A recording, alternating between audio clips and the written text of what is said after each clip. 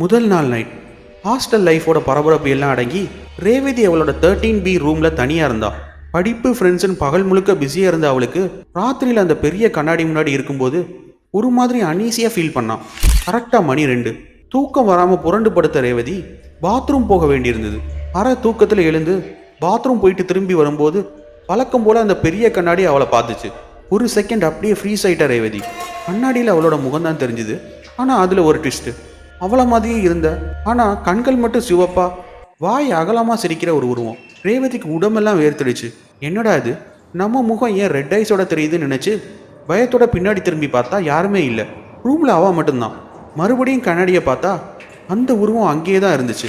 அவள் heart beat எகிற ஆரம்பிச்சது. இல்லை, இது பிரம்ம தான். சரியாக தூங்காததால் இப்படி தோணுதுன்னு நினச்சி வேகமாக பெட்டுக்கு போய் படுத்துக்கிட்டா. இந்த பயங்கரமான கதையை நீங்கள் முழுசாக பார்க்க லிங்கை கிளிக் பண்ணி ஃபுல் வீடியோ பாருங்கள். இந்த வீடியோ உங்களுக்கு பிடிச்சிருந்தா ப்ளீஸ் ஒரு லைக் பண்ணுங்கள்.